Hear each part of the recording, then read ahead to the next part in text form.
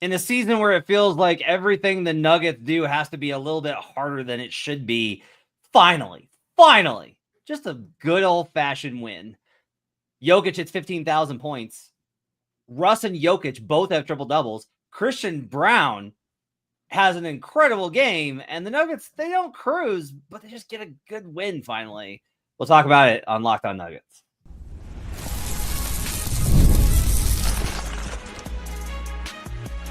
You are Locked On Nuggets, your daily Denver Nuggets podcast. Part of the Locked On Podcast Network, your team every day. Welcome to the Locked On Nuggets, your daily Denver Nuggets podcast, part of the Locked On Podcast Network, your team every day. Thanks for joining us and making this part of your day, being with us Monday through Friday, being an everydayer, hanging out with us, whether you're checking us out on the podcast, where we do appreciate you guys listening, or if you're joining us on youtube.com/LockedOnNuggets, you can support the show by going over there, hitting the like and subscribe button, or giving us a 5-star review wherever you're doing the old podcasting. They have reviews on Spotify now. If you're checking us out on Spotify, you can do that too. They really? Wow. They do. They have also, there's all sorts of ways to judge us, Ryan, and they don't need more. They're growing every single day. Today's show is brought to you by nobody. That we don't have a title sponsor today, so we're just brought to you by Joy, because Nuggets got a good win. Do go to lockedondaily.com and check out our daily Denver Nuggets newsletter. You're going to get Ryan's 10-piece off of this game for tomorrow. It's going to break down 10 things for you to know about that. You can click on the little button at the bottom on the right on youtube.com, and you can get signed up for our newsletter. Appreciate you guys doing so. On tonight's show, we'll talk about the Nuggets win over the Utah Jazz. They get the win 132-121 in a defensive slugfest. Nikola Jokic with a 36-point, 22 rebound, 11 assist triple-double.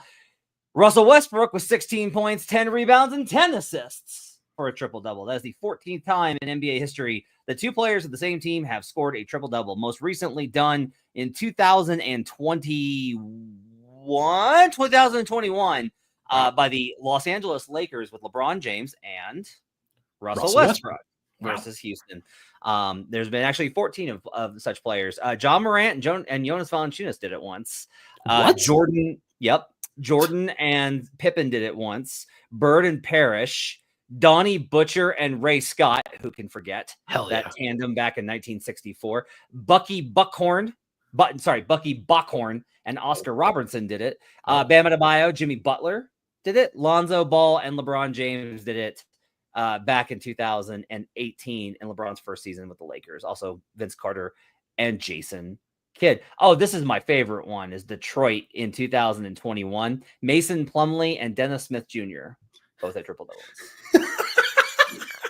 Ryan was like very excited for this game. He was like, because I was ready to talk about Christian Braun. He was like, we got to talk about the triple doubles. They both had triple double. And I was really mad because I made a graphic about Christian because I thought Christian Braun was amazing. We'll talk about him in the second segment. Well, look, perfect triple double. That's one of the other things is that I know it's not okay. It's very arbitrary. He didn't miss a shot tonight. You were making the joke before the podcast. Ooh, Ryan's going to like this one because he didn't miss any shots. Ooh, wow. And you're right about that because it is really impressive. That's a really impressive moment. Yeah. The decision-making, Matt, was really great. And that's one thing that I think this team has missed a little bit is just making good decisions consistently. Over and over and over and over again. And it's just so rare that something like that happens. A perfect triple-double is the second time in NBA history. And as Nolan says, 3 players with 10-plus assists since 1992. That's a big deal. They're sharing the basketball, man. Jokic, Russ, and Jamal. Look. Okay.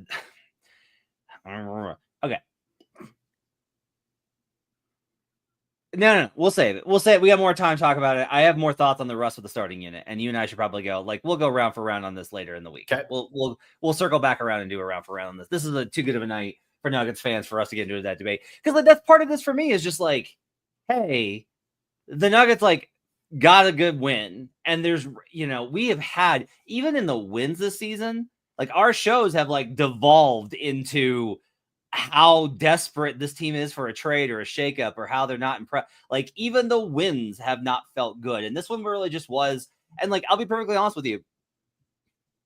All of the offensive stuff is great. And it's amazing that they're capable of this, given that they don't have shooting. Like, that's really impressive to me. Yeah. This was a game where I felt like the Nuggets gave a B+ level of effort, and I loved that they didn't give an A, because there are teams that would have been like, all right, finally a team we can beat up on. Let's beat them by 35 and feel great about ourselves and showboat to be running it. And the Nuggets basically, like, Jokic for this entire game was like, I'm going to have a 30-point triple-double. We're going to win by double digits.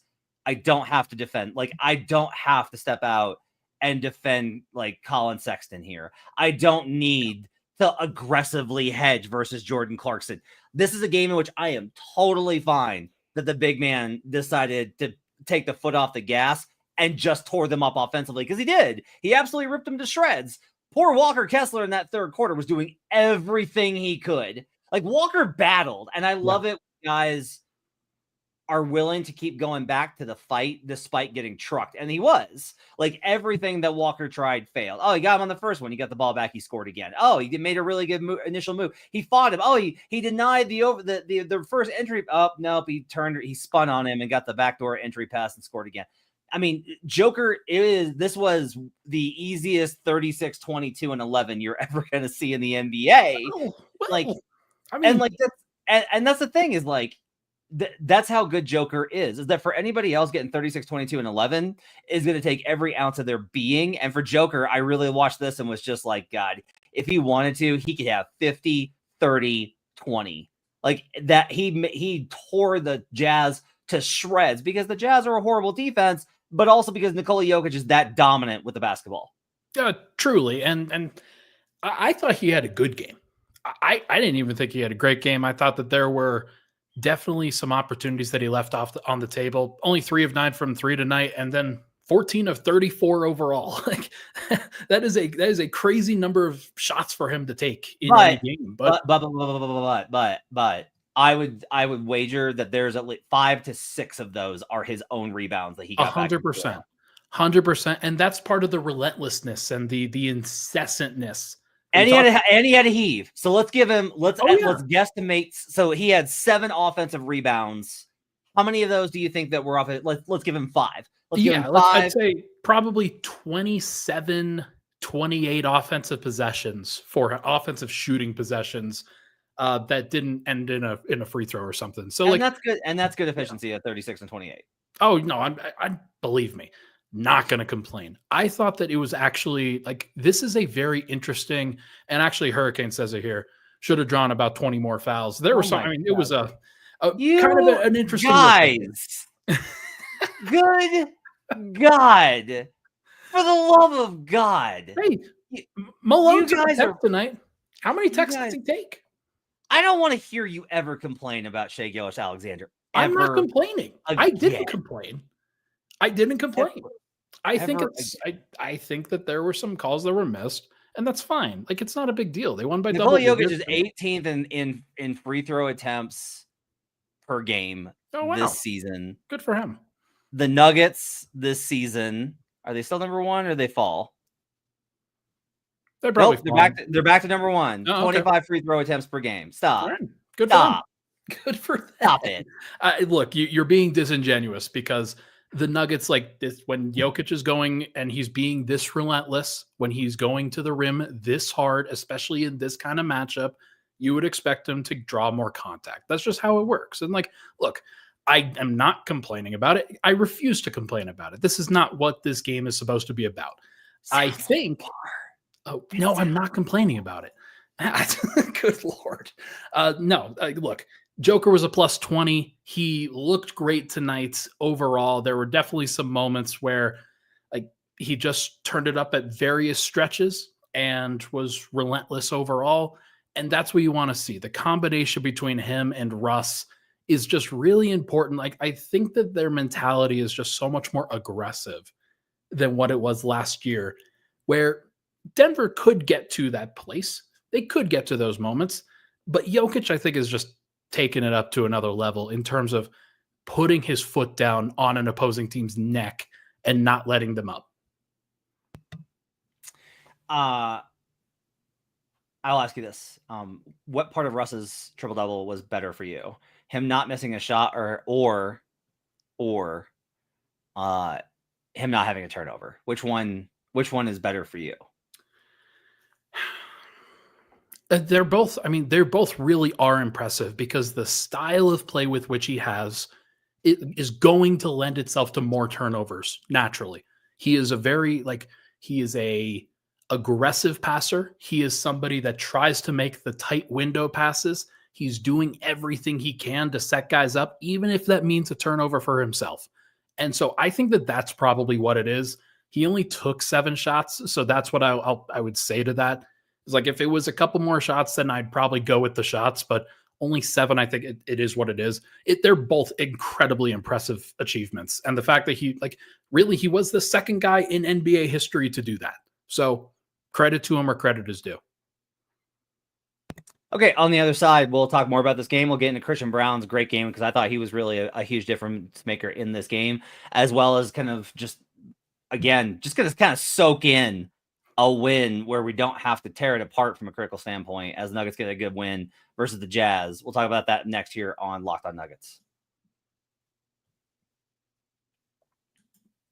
Today's episode is brought to you by Rocket RX. If you're ready to boost your confidence and take control in the bedroom, Rocket RX has a solution. Imagine feeling more prepared and performing at your best. Rocket RX makes it simple and stress-free. Rocket RX offers FDA-approved treatments for erectile dysfunction at a lower cost than branded alternatives. No more uncomfortable doctor visits or pharmacy trips. Everything is delivered straight to your door in discreet, plain packaging. With Rocket RX, you'll get trusted care from a real U.S. clinical team. Complete a quick 100% online consultation, and you can get your free prescription today. Visit rx.com to get started now. It only takes 2 minutes. Right now, our listeners can get 40% off your first order when you use code LOCKEDONNBA. That's rocketrx.com, code LOCKEDONNBA for 40% off your first order. Terms and conditions apply. Rocket RX. Better sex made simple. We'll be right back on Locked On Nuggets.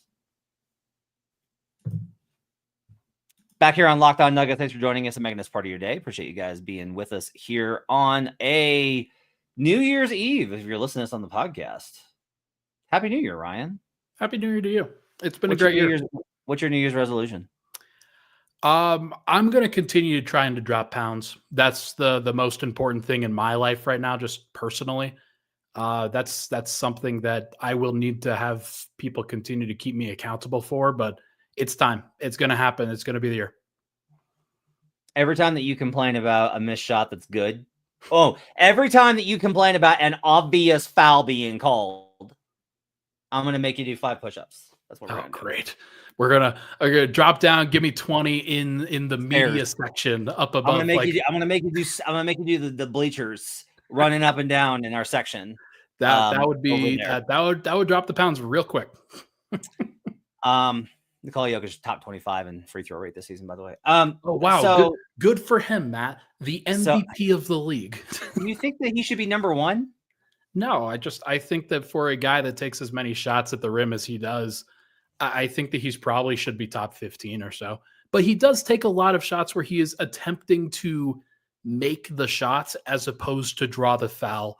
There are definitely plenty of those where, like, Matt, he has touch. Like, he actually is actively trying. Everyone sees that he tries to draw fouls except you. Everybody. Like, Brian brought this up, and Bennett Durando was like, you don't think Joker tries to draw foul? I think in terms of the percentage of the shots that he throws up around the rim, he is trying more to make the shot than draw the foul. Yes. I don't know how not to talk about Russ. Like, I don't know. Like, I don't know. I like him with the starters in part. Look, I think everybody can excel in the starters because it's Jokic surrounded by 3 other good players, right? And so if you're that 5th guy, you're always going to be good. Like, you're going to be good if you're next to Jokic and 3 other good players. It's extremely hard to be a negative with Joker. It's honestly extremely hard not to be great with Joker. Yeah. Like, everybody looks amazing next to Joker. It's why I was bothered by the Christian Braun conversation last year, because it was like, well, look how good Christian is in the Joker minutes. I'm like, everybody's good at the Joker minutes. But like Russ in particular, he's so good with Joker. Like, he's one of the few players where I'm like, does he get, like, he actually makes Joker a little better. Like, he makes things like easier for Joker, and not a lot of guys do that. That's really impressive. I will say that is probably the distinct difference in Christian's game and Russ's game, where Christian is very much a off-ball player. He's going to get out of the way. He's going to allow you to initiate everything. He's not going to initiate a lot of other things. Christian did have a great game tonight, and we should absolutely talk about that too. But I do think that there is a distinct difference, of course. And it's also for Murray, where Murray then gets to play off the ball a little bit more. He gets to take some spot-up threes, go off the dribble a little bit. One of the things that happened in the Detroit game was Russ was really setting up Murray off screens, off DHOs, things like that. Happened again tonight, not as often, but I do think that there is a world where just having more playmakers with the ball does really help Jokic. It puts him into a better position to succeed.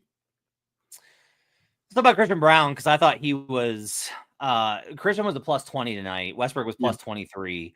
I thought Christian was like maybe not the difference maker, because I think there was a lot of difference makers. And I don't know if you know this, but Nikola Jokic is a difference maker. But here's a good comparison.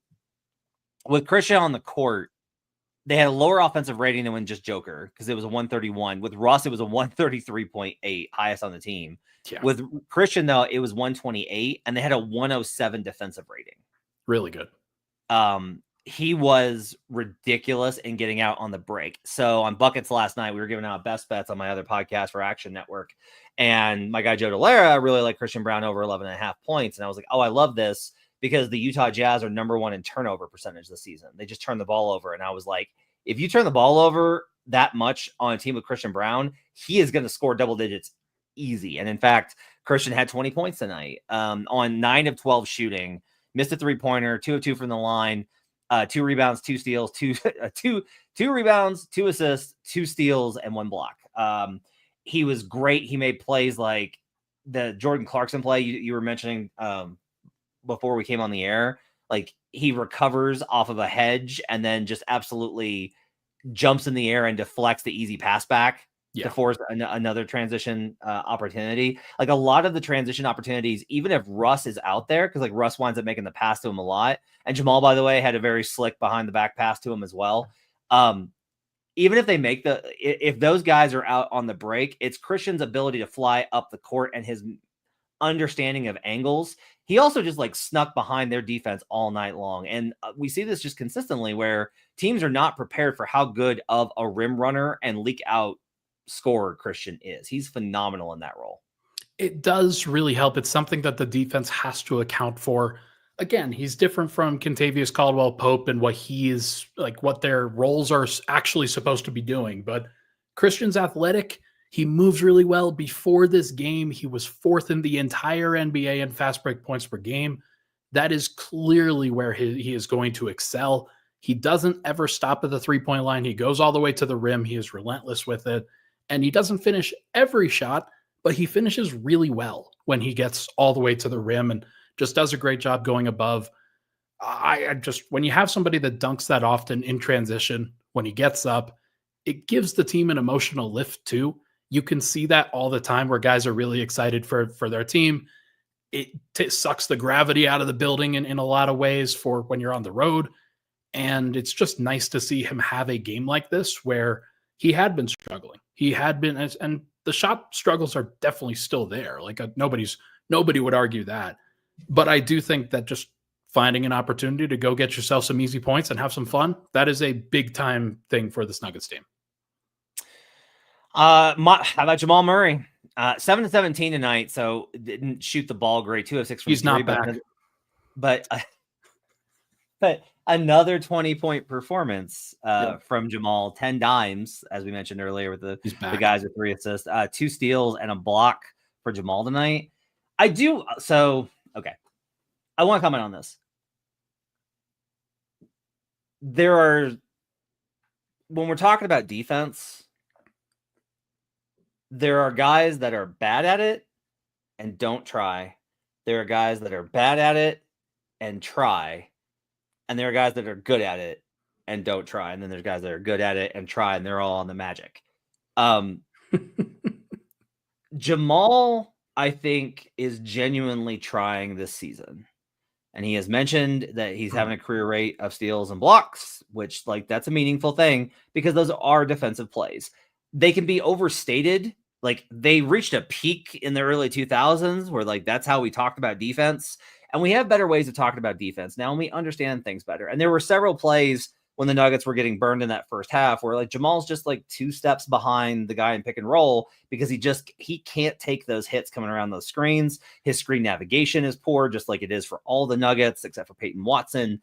Like there's all the, and Russ I think is pretty good too. Sure. So like those are areas where Jamal is definitely a liability. Like it's a problem when he gets ISO'd and taken to the rack. It's a liability. When guys post him up, which used to be a strength and now is not, that's a liability. But I will say that I don't think that having, again, I will always say this, having covered James Harden in as intricate detail as I have, do you have any idea how many possessions I've seen James Harden not give up on defense? Like just stand there and watch things happen. Can't be bothered. Yeah. And it was funny because there were several drives tonight. We were talking about Jokic kind of taking it easy tonight. There were several times tonight when the Jazz color commentator was like, Jokic just not really doing anything, like just making a decision to let him go. And I didn't mind it at all because I was like, yeah, because Joker knows he's going to get it back on the other end. Like that team knew that night they could win this game with offense, and they were right. If they'd been wrong, then it would have been a problem, but they were absolutely right. They played great defense for 1 quarter, mostly behind Russ and Christian. And that was enough to get the separation. And the offense was good to carry him home. And I'm good with that. Like this was what I like about this win is that it wasn't one where they needed to devise a game plan or get a huge edge or battles. It was just like, yeah, no, they didn't try that hard on defense, but they executed better than this other team. They're way better than they just got a double. Like they just got the win. Undoubtedly. I do think that with regard to Murray, when you ask him to guard the stars on the opposing team, he's going to fail most of the time. That's probably just not the role that you're going to want to get for him. He gets hunted at times. He got hunted by Donovan Mitchell in the Cleveland game. There are other times where opposing players will seek him out and try to get Christian Braun off of them, try to get Russell Westbrook off of them, try to get, like, they won't even hunt Michael Porter as often. They might hunt Jamal. And that's going to happen. He's going to have to continue proving that he can do it, that he's willing to do it on a consistent basis. So that is part of the song and dance. Is like, do you have to go hard in December? Do you have to go hard in like 2024 when the season is 2024-25? I don't know. But I do think that when he locks in, he is a much better defender. I see a lot of times where he just loses his man, where he just loses track of the guy that he is guarding on the weak side. And whether that guy cuts, whether they rotate, whether they space, whatever it is, he just loses track. And that is something that won't happen when he's really paying attention. Up next, we'll talk about some of your questions, including Ken's got a question about defense I want to address. And we'll get to some other things, including I got something to say about Michael Porter Jr. We'll talk about that up next here on Locked On Nuggets.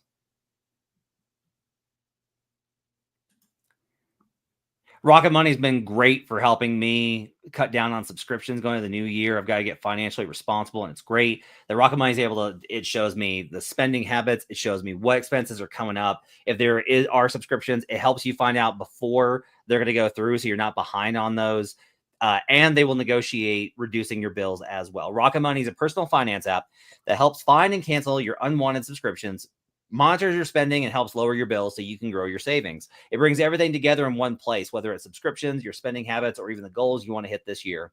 Rocket Money has over 5 million users and has saved a total of $500 million in canceled subscriptions, saving members up to $740 a year when using all the app's premium features. Cancel your unwanted subscriptions and reach your financial goals faster with Rocket Money. Go to rocketmoney.com/lockedon today. That's rocketmoney.com/lockedon. rocketmoney.com/lockedon. We'll be right back on Locked On Nuggets.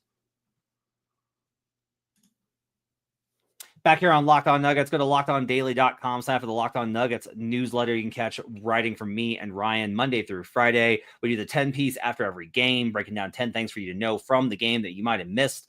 Home games, we've got quotes from players and analysis on what was said, and it gives you you're going to wake up in the morning with it in your inbox and have something that's going to give you information you did not have before. Check it out at lockedondaily.com. So Michael Porter Jr. has 21 points tonight, 6 rebounds, 2 assists. Yep. And I thought that the conversation when he had like a little bit of a dip when the trade rumors came up, I thought it was really stupid. I just thought it was really stupid because there are players, I think, that you can get into the head of because of how expressive they are on the court and because of how much media exposure there is, et cetera, et cetera, et cetera. I don't consider Michael Porter Jr. to be one of those guys. And MPJ kind of talked about this, and like he didn't say these words, but like MPJ has had a hell of a year personally. Yeah. Like bad things have happened to people he loves. Truly awful things have happened to the people he loves, whether by their own decisions or not. And he's dealt with that.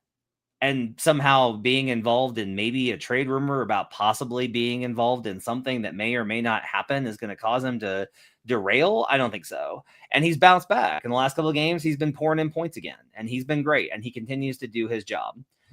I was ready for a long time. Like I was resistant to Michael Porter Jr. because of the hype coming off of him out of high school, and then some of his views on physics and biology. But like in general, I will just tell you that I have been nothing but impressed with Michael Porter Jr.'s professionalism.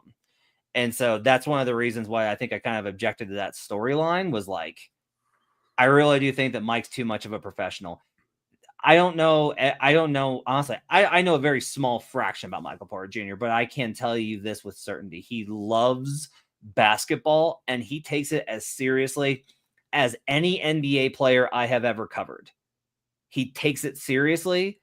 He takes his job seriously, his preparation, and his performance seriously. And he carries with him when he struggles, he carries that with him. He cares. There are guys that are just like, yeah, and he's not one of them. And so, like, I have a lot of respect for MPJ, and I think that we can kind of put that to bed because, look, the trade rumors aren't going to stop, and he's out here putting up 21 points on 8 of 18 shooting tonight, 3 of 6 from 3. No, he knows how the NBA works, man. He knows what it is. He knows the entire shtick that comes with being a professional, that comes with having a large contract, that comes with the immense pressure that there is for winning, for doing everything that you're trying to do as a franchise. He understands that. And I had the same takeaway, especially after he jokingly called me out in one of the pressers, I think right before Christmas. And it was funny. I think everybody had a good time with it, got a good kick out of it. And he could have put me on blast. He didn't do that. He didn't do that at all. He could have just decided he didn't want to answer my questions. He could have done that, and he didn't. He continues to be a professional, does everything you want him to do, and he brings the same mentality, I think, to every single game. It's one of those things like that process-oriented basketball that the Nuggets, I think, have been very good about over the course of their entire like Malone era. And that's one thing that Malone and Jokic and Murray and Porter, they have been about the process. And that I think has really stood out in just the way that things go from October to April and May and June, if possible. This team does have that mentality, and it's rubbed off on him, and he has imparted some of that based off of his own like approach to the game. Like that happened before he came to the Nuggets. He's always been like that. So Ken asked Matt Ryan, why does the 36-year-old Russ have to take the tough scorer? So first why off, do you think? Well, the other guys can't. Yes, they don't have the personnel. It's true. Yeah. The other thing I would say is because the Nuggets switch a lot, you do see a lot of times, whether it's on ball and off ball, if you go back through these possessions, you will see them getting the switches that they want to attack them. Because when you have vulnerabilities, even though teams don't necessarily like, that's one of the things I think it's been alarming. Teams don't normally hunt as much as they've hunted Jamal this year. And like, they've really hunted Jamal. And that's been evident. But like there were sequences tonight when Jamal wound up on Laurie pretty consistently because they were running actions to get that matchup. And if you're running a base scheme, you're not going to adjust it. You're not going to like in the playoffs, they will fight harder to deny those switches. And we've actually seen this a little bit in the regular season. In the game versus the Warriors in the second half, you saw them deny switches a lot more because they were trying to fight those sequences off. And those things matter, right? Little kind of things, but you're just not going to do that a lot in the regular season. So they're going to give those switches pretty routinely. So if it seems like Russ is the one that's most often matched up with certain guys, it's usually a product of how the Nuggets are trying to shift those kind of things. The other thing is, if you got Colin Sexton and you got Jordan Clarkson, Jamal's got to guard one of them. And honestly, both those guys can cook, and both those guys are really good. So like, I don't necessarily look at that as Russ being the only guy that's kind of there. And I just think that Russ is a good defender, but he's also here are the good defenders on the Denver Nuggets right now. Aaron Gordon, Christian Braun, Russell Westbrook, Peyton Watson. End of list. That's End it. of list. Yeah. That's it. And like Peyton, I think because of various things that he's still learning, it's like he's above water for sure with his playmaking. But if we're talking about understanding scheme and mechanics, he's like probably really close to the waterline. Russ, because of his age and size, still a plus defender, no doubt. He's been great this season, but like a little bit lower. Christian, because he's now faced with more minutes, more responsibility, and just more action than ever before, not as good of a defender as he was last year. And like Swipe has commented on that. Ryan's commented on that. That's not my opinion. That's just like the reality of it, because he's adjusting to it. And then Aaron has been banged up the entire season. Like Aaron's just having one of those seasons when he's like really banged up, while people like Ryan try to get him to play backup center and kill him. And so when you have only so many defenders, you're going to wind up with these guys taking on these kind of roles. And so that's kind of the reason why that's the case. It just happens that way sometimes. And look, Russ knew what he was signing on to. When you lose Kentavious Caldwell-Pope, when you lose other players that the Nuggets have lost throughout the time, including Justin Holiday, like Denver just has fewer options that they can go to in these circumstances. Zeke Naji would be a guy that in theory you would want to throw out there as a good defender, a good quality option against Lauri Markkanen, somebody who's like-sized. It's just never going to happen. So Denver is going to go small more often than not, or smaller, because they want the playmaking, they want the offense, they know that that's their best way to win.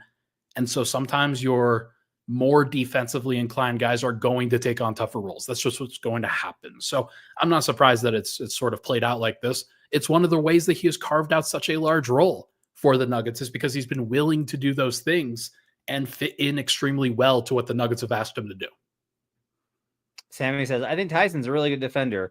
Maybe he has some potential, but that 4-point play he gave up tonight was bad. That was a bad foul. Yeah, he is not athletic enough to keep up with these guys, and he just makes too many mistakes.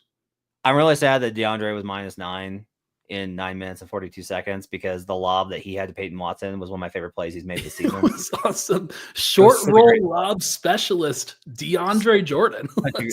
such a great lob. But yeah, the bench unit got absolutely destroyed tonight. But it didn't matter. Like, and honestly, like, look, I do want to kind of comment on this. This is how the team was built financially. Yeah. Okay. It's a professional sports team made up of contracts. Look at how this looks like. Christian Braun +20, Michael Porter Jr. +13, Nikola Jokic +20, Russell Westbrook +23, Jamal Murray -9 because he played with the bench.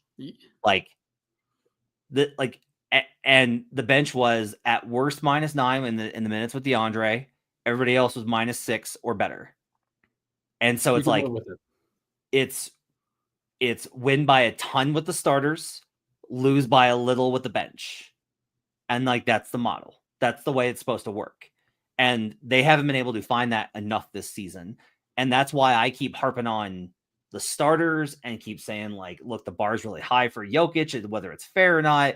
It's because that's the model. I know everybody wants to have a night where it's like, yeah, the starters were mid and the bench was great. And I think we've had like one, but it is not financially built to do that. Yeah. It's built to do this. And so it's nice to see the formula work for once. And it's just nice to see one of those smaller contracts, Russell Westbrook, in the offseason that has found money for Denver. That's something that I don't think that they expected him to have the positive impact that he has had so far this season. Whether that happens consistently over the course of the entire 82 games, we do not know. But firmly, he has entrenched himself into a piece of what the Nuggets can count on over the course of these next 51 games that the Nuggets play in the regular season. And I'm curious to see where they continue to go with it and what happens when Aaron Gordon gets back healthy, as Julian Strawther continues to develop. Do they make a move at the trade deadline? What is it going to look like? There's still some questions that they have to answer, but they're starting to look like the team that we thought that they could be. All right. Well, the chat's talking about technology, so it's time for us to go. If you really want to think about, if you want to know what Zeke is capable of, just wait till the Nuggets either trade or release him and he goes to another team and puts up backup minutes where he's still not very good. And then you will hear all about it when he puts up numbers. So just go ahead and wait, and that Zeke will get there. Pencil that in. Thanks for joining us. Hope you guys have a happy new year. I don't know if Swipe is doing a show tomorrow. So that's a TBD on Swipe because I think he still has a flu. So if not, then we'll see you on Wednesday night after the Nuggets game versus the Atlanta Hawks. As we do a post game show. It's you're just filling in the blank for me. It's ad libs. You're welcome. And we'll do that on Wednesday night, and then Thursday you'll have Ryan and Swipa and on into the weekend. Hope you guys have a great new year. Happy New Year. We'll see you guys again in 2025 here on Locked On Nuggets.